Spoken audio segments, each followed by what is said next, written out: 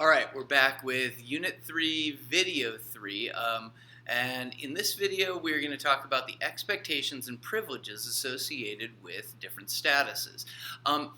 Basically, two main points in this, and this should be hopefully a little bit briefer than the last couple.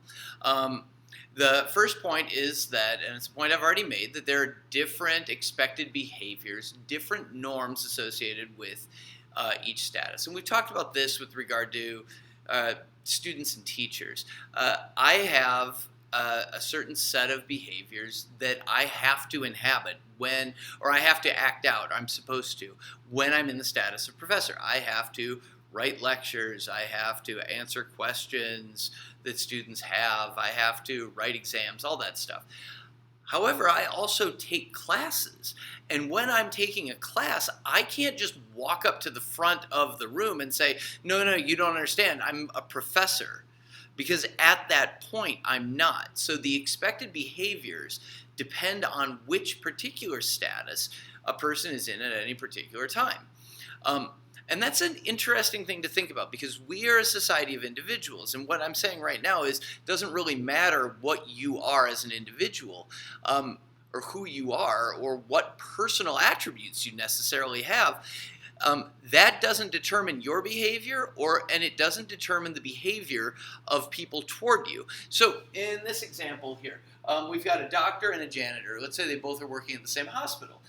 This could be the same person just at different times, right?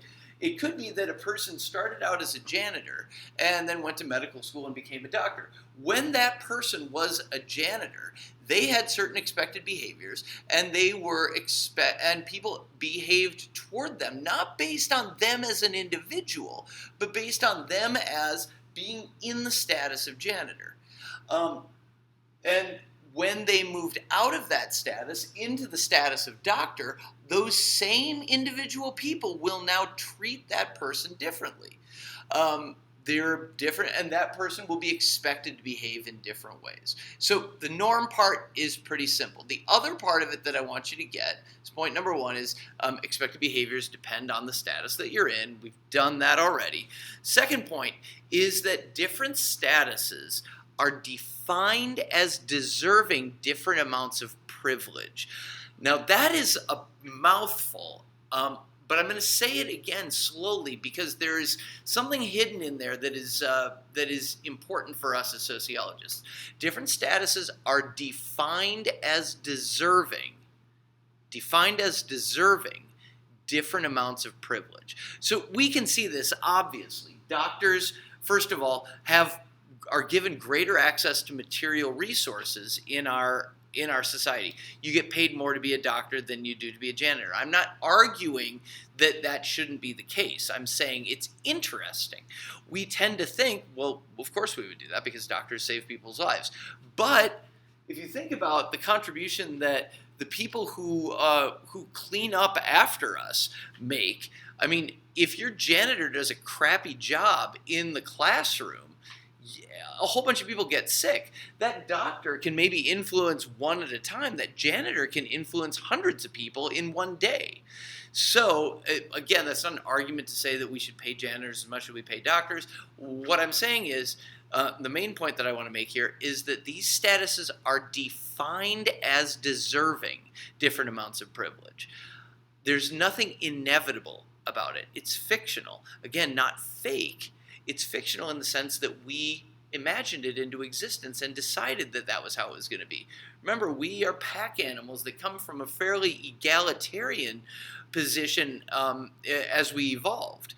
And at a certain point, we hit a place with the division of labor where we had a whole bunch of different positions, not just hunter and gatherer, and we had to make decisions about how we were going to reward those positions. When we're hunter-gatherers, everybody's pretty much equal. They get about the same amount.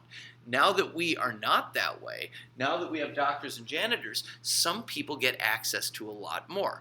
Again, this isn't an argument to say everybody should be paid equally. I'm saying it's interesting sociologically that we've made these decisions. Different positions are defined, different statuses are defined as deserving different amounts of of privilege. We talked about one kind of privilege, access to material resources, or what you would think of as money. A second one, though, is access to respect. If I walk into a hospital and I interpret the different status symbols, I see somebody in a white coat with a stethoscope, I immediately am going to tend to give that person more respect than I am the person who has got a mop and a bucket. Those status symbols don't just those status symbols determine how much respect that privilege that that the person gets. And again, it could be the same guy or the same woman at different times. It could be that this person was a janitor and I didn't give that person very much respect, but now they're a doctor and I do. Again, I'm not making an argument that this is right or wrong.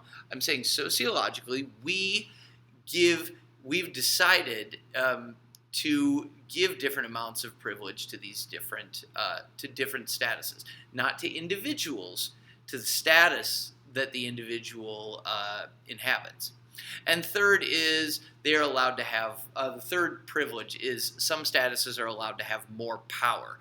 This doctor can tell the janitor what to do. This janitor cannot tell the doctor what to do. That's it. The concluding point about this is that, again, these are different amounts of privilege that were imagined into existence. There's nothing inevitable about it.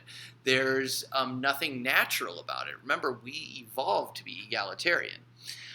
All right, that's it. That's it for statuses and a shorter video. So I'm going to stop it right there rather than continuing to talk. Be back with the next one that'll deal with norms.